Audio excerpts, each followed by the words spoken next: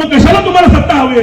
इथे मोठे तुम्ही आमदार क्या मिळवता, इथे खासदार क्या मिळवता, इथे खाऱ्या पाण्याचा प्रश्न तुम्हाला अजून सुटत नाही, शहरातल्या स्वच्छ पाण्याचा प्रश्न तुम्हाला अजून सुटत नाहीये.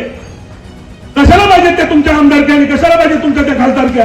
नगरसेवक पद हे एक सेवेचं पद आहे. आपल्या सगळ्यांच्या समस्या घेऊन त्या नगरपालिकेमध्ये भांडणारे की ज्याला या समस्या चांगल्या कळतात, त्यांनी आयुष्यभर अनुभवातून या समस्या जाणून घेतल्या आहेत, ज्यांना या नगरपालिकातील कायदे चांगले माहिती आहेत की जेणेकरून त्या समस्या सोडवण्यासाठी तिथे त्या पटलावर आपल्या सगळ्यांच्या वतीने तिथे भांडू शकतील, अशी मंडळी तिथे जाणं अपेक्षित आहे. आणि मग वाटेल तसा बकाल विकास की जिथे फक्त आपल्या जमिनी आहेत अशा ठिकाणी रिंग रोड बनवा, मग सर्वसामान्यांच्या त्या गरजा आहेत की नाही याचीही कोणाला काही पडलेली नाही. फक्त आपल्या फायद्यासाठी विकास कामं जेवढे आणता येतील तेवढीच फक्त करायची. मग अगदी गल्लोगल्ली रस्त्यांचे गंभीर प्रश्न आहेत, गल्लोगल्ली गटाराचे प्रश्न आहेत, त्याकडे मात्र अगदी डोळेझाक करायची. समविचारी लोकांशी एकत्र मोड बांधून हे जे माजोर सत्ताधारी आहेत की ज्या ठिकाणी हे आपलं सेवेचं व्रत आहे याची त्यांना जाणीव राहिलेली नाहीये आणि त्याचा जो विसर पडलेला आहे, तेव्हा अशा या मगरूर सत्ताधाऱ्यांना खाली खेचण्यासाठी म्हणून समविचारी लोकांनी एकत्र येऊन आपण या निवडणुकीला सामोरं गेलं पाहिजे. अशा विचारांनी आम्ही सगळेजण आम्ही पेणकर आघाडीच्या निमित्ताने एकत्रित आलोय.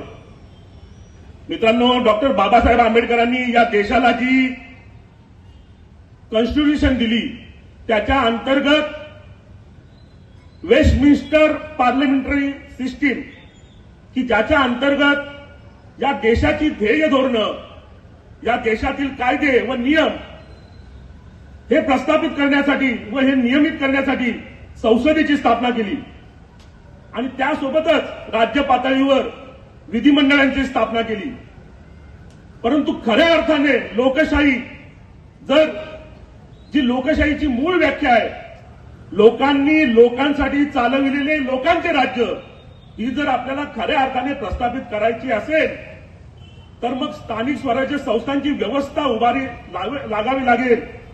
आणि मग जो ट्रिकल डाऊन इफेक्ट आहे की त्या माध्यमातून सर्वसामान्य लोकांच्या जिव्हाळ्याचे प्रश्न, सर्वसामान्यांच्या दैनंदिन जीवनाचे प्रश्न, त्यांना भेडसावणाऱ्या समस्या या जर सोडवायच्या असतील तर मग स्थानिक स्वराज्य संस्था आपल्याला बळकटी कराव्या लागतील आणि त्या अंतर्गतच ज्या ठिकाणी नगर व्यवस्था आहे त्या ठिकाणी नगरपालिकांची स्थापना करण्यात आली. मित्रांनो, नगरसेवक पद हे एक सेवेचं पद आहे किंवा ज्याला खरोखर लोकांच्या प्रती तळमळ आहे, ज्यांना समाजसेवा करायची आहे, ज्यांना लोकांच्या समस्या सोडविताना आत्मसमाधान मिळतो, अशा लोकांनी नगरसेवक व्हावं अशी अपेक्षा होती. आणि म्हणूनच मित्रांनो, जरा आपण या स्टेजकडे जर बघितलं, आम्ही पेणकर या आघाडीमार्फत जे चेहरे दिले त्यांच्या जरा चेहऱ्यांकडे बघा. हे दिवस रात्र तुम्हा आम्हासाठी, आपल्या समस्या सोडवण्यासाठी, तुम्हाला नागरी मूलभूत सुविधा पुरवण्यासाठी धावणारी ही सगळी मंडळी आहे. तेव्हा सगळ्यांनी सर्वप्रथम यांच्यासाठी एक जोरदार टाळ्या. एकही आमचा उमेदवार तुम्हाला कोण ठेकेदार दिसणार नाही किंवा कोणी खुर्चीसाठी भांडणारा, त्या सत्तेच्या खुर्च्या राबवणारा असा एकही आमचा उमेदवार तुम्हाला दिसणार नाही. मग कोणी आपल्या वार्डातील गटाराची समस्या असेल, पाण्याची समस्या असेल, सर्वसामान्यांना कुठे आरोग्याची व्यवस्था करायची असेल, कोणाला कुठे ऍडमिशन करून द्यायचं असेल, कोणाचं लाईट बिलची व्यवस्था करायची असेल, लाईट बिलला कुठे प्रॉब्लेम झाला असेल, अशासाठी धावणारी सगळी मंडळी आहेत. आणि मित्रांनो, म्हणूनच सर्वप्रथम माझी तुम्हा सगळ्या मंडळींना विनंती आहे की यावेळी ही निवडणूक अत्यंत महत्वाची आणि ऐतिहासिकदृष्ट्या अधोरेखित होणारी अशी निवडणूक असणार आहे.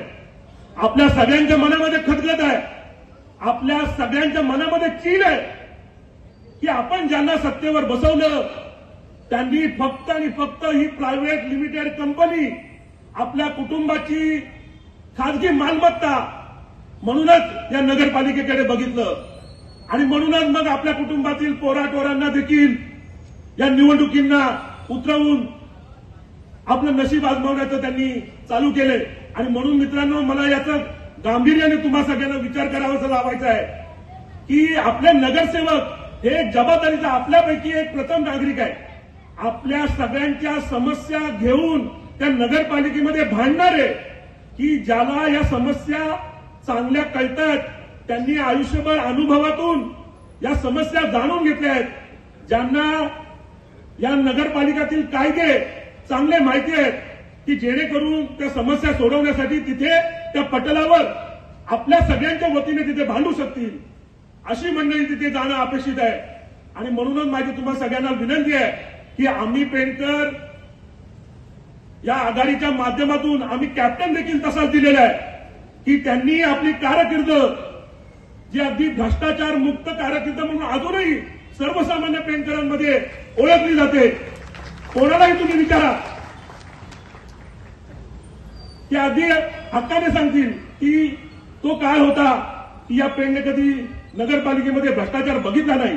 आणि मग त्यांच्याच कॅप्टन्सीमध्ये आम्ही सगळी टीम देखील अशाच पद्धतीने दिली आहे. आणि त्या सगळ्यांच्या प्रचारार्थ आज व्यासपीठावरील उपस्थित तुम्हा आम्हा सगळ्यांचे मार्गदर्शक शेका पक्षाचे ज्येष्ठ नेते सन्माननीय पी डी पाटील काका, या आम्ही पेंटर आघाडीचे प्रणेते व सर्वा सन्माननीय शिशिरदादा धारकर, नगराध्यक्ष पदासाठीच्या अगदी सुयोग्य अशा उमेदवार आणि जवळजवळ 100% आपण बाजी मारलेलीच आहे अशा आपल्या नगराध्यक्ष पदाच्या उमेदवार सन्माननीय प्रियाताई धारकर, व्यासपीठावरील उपस्थित सर्वच माझे सहकारी, सर्व मान्यवर मंडळी आणि मोठ्या संख्येने उपस्थित मी पेंटर मित्रांनो, गेल्या 10 वर्षामध्ये आपण या ठिकाणी जो काही नियोजनपणाचा शून्यपणा आणि एक ढिसाळपणा इथे अनुभवलाय.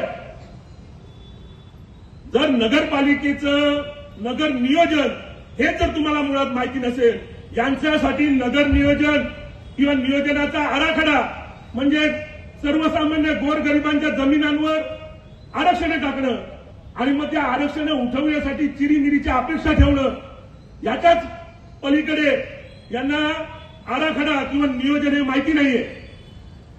नगर नियोजन म्हणजे ज्या सिव्हिक अम्युनिटीज असतात त्याची मॅपिंग करावी लागते, त्याचं प्रायव्हेटायझेशन करावं लागतं, त्याला प्राधान्यक्रम द्यावं लागतं. या पेण शहरामध्ये अनेक विद्वान मंडळी आहेत की ज्यांना हे नगर नियोजन खूप चांगलं कळतं, त्यांना या नगरपालिकेचे नियम चांगले कळतात, त्यांचा कुठेतरी सहभाग याच्यामध्ये असावा, नियोजनाच्या दृष्टीने त्यांचा देखील सहभाग इथे नोंदवला जावा. परंतु याचं कोणालाही काही सोय सुचत नव्हतं. आणि मग वाटेल तसा बका विकास की जिथे फक्त आपल्या जमिनी आहेत अशा ठिकाणी रिंग रोड बनवा, मग सर्वसामान्यांच्या त्या गरजा आहेत की नाही याचीही कोणाला काही पडलेली नाही. फक्त आपल्या फायद्यासाठी विकास कामं जेवढे आणता येतील तेवढीच फक्त करायची. मग अगदी गल्लोगल्ली रस्त्यांचे गंभीर प्रश्न आहेत, गल्लोगल्ली गटाराचे प्रश्न आहेत, त्याकडे मात्र अगदी डोळेझाक करायची. अशा पद्धतीचा विकास गेल्या 10 वर्षात आपण सगळ्यांनी अनुभवलाय. मित्रांनो, सेफ आणि portable drinking water is the utmost priority of any governing body. अगदी आपल्याला पिण्याचं पाणी स्वच्छ असणं ही आपली मूलभूत गरज आहे आणि प्रत्येक नागरिकाचा मूलभूत अधिकार आहे. आज आपण बघितलं सोशल मीडियाच्या सगळ्या हँडल्सवर तिथे बऱ्यापैकी जेनजी मंडळी आहेत. तुम्ही सगळेजण बघता की फेसबुकवर असो किंवा व्हॉट्सअपवर असो आपली सकाळ होते की पेनच्या कुठल्या तरी घरातून त्या नळामधून कॉफीयुक्त पाणी किंवा चहायुक्त पाणी, असं गढूळ पाणी किंवा कधी कधी म्हणजे अगदी ती हिरवगार पाणी आपल्या घरामध्ये पोहोचताना दिसतं. जर तुम्ही बड्या गोष्टी करता, तुम्ही इथे हक्काने सांगता की आम्हाला डबल इंजिन सरकार, ट्रिपल इंजिन सरकार, वरती केंद्रात आमची सरकार आहे, राज्य सरकार आमचं आहे, इथे पण आम्हाला सत्ता द्या म्हणजे आम्ही लोकांचा विकास करू. अहो, हे मूलभूत प्रश्न आहेत पिण्याच्या पाण्याचे, गटाराचे, रस्त्यांचे, ते तुम्हाला सुटत नाहीयेत. मग कशाला तुम्हाला सत्ता हवी? इथे मोठे तुम्ही आमदार क्या मिळवता, इथे खासदार क्या मिळवता, तिथे खाऱ्या पाण्याचा प्रश्न तुम्हाला अजून सुटत नाही. शहरातल्या स्वच्छ पाण्याचा प्रश्न तुम्हाला अजून सुटत नाहीये. कशाला पाहिजेत त्या तुमच्या आमदारक्या आणि कशाला पाहिजे तुमच्या त्या खासदारक्या? मग याचा प्रश्न आणि याचा जाब आपण पेणकरांनी विचारायचं नाही का? अगदी उंचच्या उंच रस्ते शहराभर करून ठेवले. काय नियोजन असतं? कुठे इंजिनियर मेहनत ते? फक्त जास्तीत जास्त जाडी घ्यायची म्हणजे जास्त एस्टिमेट होतो, म्हणजे जास्तीत जास्त फायदा किंवा जास्तीत जास्त टक्केवारी, एवढ्यावर तुमचा विकास. त्याचं नियोजन कोणीच बघायचं नाही. मग पावसाळ्यामध्ये तुम्हाला त्या पूर्ण शहर पाण्यामध्ये बुडलेलं दिसतं. अख्खा तो कोळीवाडा बुडतो, ती नर्मदा चाळीचा एरिया सगळा पूर्ण पुढे बुडतो. तिकडे तुम्ही ती चीनची भिंत बांधून ठेवली शहराच्या बाहेर आणि इकडे असे उंचच्या उंच रस्ते बांधून ठेवलेत. सर्वसामान्यांच्या घरांमध्ये गटाराचं पाणी जातं पावसाळ्यामध्ये. कोणी जाब विचारायचं या सत्ताधाऱ्यांना? आपण फक्त मुख गिळून गप्प बसायचं का? आणि हीच वेळ आहे की हा जाब विचारण्याची. आणि आपण अगदी ठासून त्यांना विचारलं पाहिजे की इतके दिवस तुमच्या दहशतीला आम्ही घाबरलो, परंतु आज मात्र आमच्या या प्रश्नांची आणि आमच्या या विकासाविषयी असलेल्या समस्यांचं उत्तर देण्याची वेळ तुमच्यावर आलेली आहे. मित्रांनो, आपला हा पेण शहर म्हणजे मिनी पुणे मानलं जातं. इथे अनेक बुद्धिवंत व कलावंत मंडळी आहेत. आपण कधी त्यांचा वापर केला का? त्या बुद्धिवंतांच्या बुद्धीला चालना देण्यासाठी, शहर विकासासाठी त्यांचा कधी आपण उपयोग करून घेतला का? इथल्या कलावंतांसाठी आपण कधी प्रोत्साहनपर असं कोणत्या योजना राबवल्या का? अहो, तिथे तो नाट्यगृह बांधून ठेवलाय. आणि दादा, बहुतेक आपल्या या वर्ल्ड रेकॉर्ड झाला असेल या नगरपालिकेचं की निधीचा वापर झाला आणि उद्घाटनाआधीच ती अगदी मोडकळीस आलेली अशी किंवा ज्याला धोकादायक अशी इमारत म्हणून गणली गेली. त्याचा वापरच झाला नाही आणि ती इमारत आता धोकादायक इमारत म्हणून गणली जाते. किती मोठं दुर्भाग्य आहे आपलं सांगा. मग तुम्हाला कशाला सत्ता आपल्या हातामध्ये ठेवायच्या आहेत? हे जर छोटे मोठे प्रश्न तुम्हाला जर सुटत नसतील, एमएमआर रिजन मध्ये आपण राहतो की आज या ठिकाणी अगदी भविष्यामध्ये एक मोठा मेगालोपॉलिस बनण्याच्या तयारीमध्ये आहे. एवढं आपलं भौगोलिक भाग्य आहे. परंतु जर तुम्हाला स्वतःच्या आणि स्वतःच्या कुटुंबाच्या व्यतिरिक्त इथे काही दिसत नसेल तर मात्र आम्ही अगदी दुर्भाग्य आहोत असंच म्हणावंसं वाटेल. मित्रांनो, शहरामध्ये वाहतुकीचा अगदी बोजवारा उडलेला असतो. 5 मिनिटाचं काम असतं, परंतु अर्धा तास तुम्हाला ती गाडी फिरून कुठे पार्किंग भेटते का याची कुठेतरी सोय बघावी लागते. अहो, मग कशाला तुम्हाला या नगरपालिकांची सत्ता हवी आहे?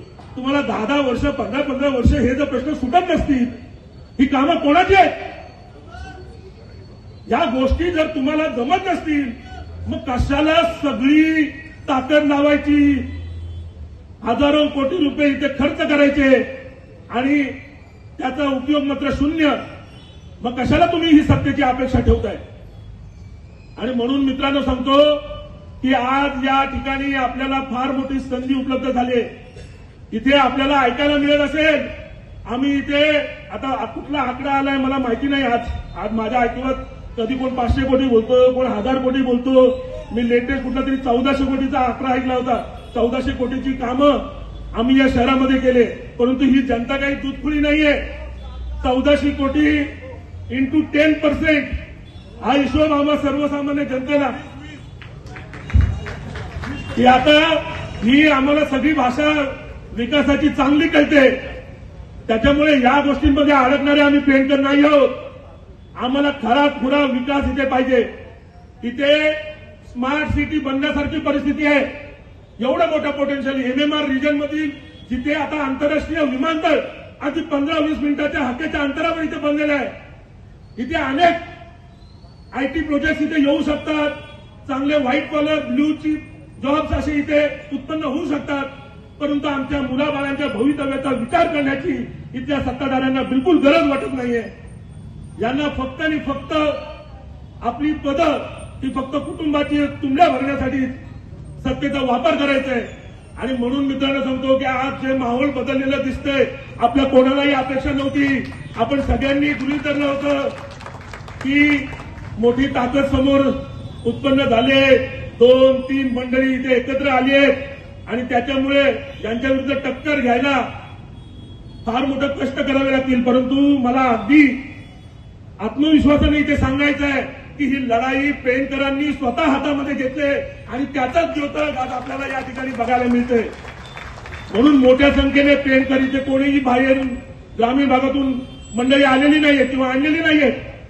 पेणकर अगदी स्वतः स्वेच्छेने इथे येऊन विचार ऐकतायत आणि आपला पाठिंबा व्यक्त करतायत. ही येत्या 3 तारखेतील आपल्या विजयाची नांदी आहे आणि तोच आत्मविश्वास मला या ठिकाणी तुम्हाला सगळ्यांना द्यायचा आहे. मित्रांनो, म्हणून शेवटचे 2 दिवस राहिलेत. माझी अगदी तुम्हाला सगळ्या मंडळींना हात जोडून विनंती आहे, आपल्या सगळ्यांनी मनाशी पक्क ठरवलंय, आपल्याला या सगळ्या गोष्टी पटत नाहीतच. कुठल्याही माणसाला झोपेतून उठवा तरी सांगतील या पेणमध्ये काही व्यवस्था व्यवस्थित नाहीये. त्यांच्या सोबत असलेल्या माणसाला पण विचारा. परंतु सगळे बोलतात मग नाईलाज आहे, करणार काय? तर नाईलाज वगैरे असा बिलकुल नसतो. तुम्ही सगळ्यांनी जर एकत्र ताकद लावले तर या सत्ताधाऱ्यांना खाली घेतल्याशिवाय आपण गप्प बसणार नाही. आणि म्हणून तुम्हाला सगळ्यांना शेवटची पुन्हा विनंती करतो, ही ऐतिहासिक लढाई आहे.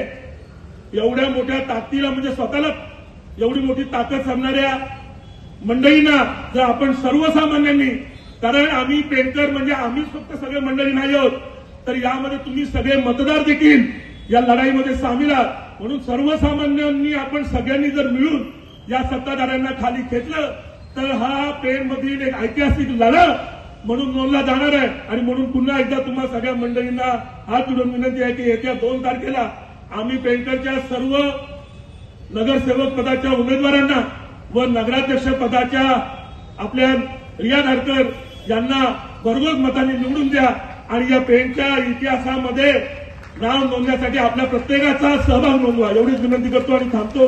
जय हिंद, जय महाराष्ट्र.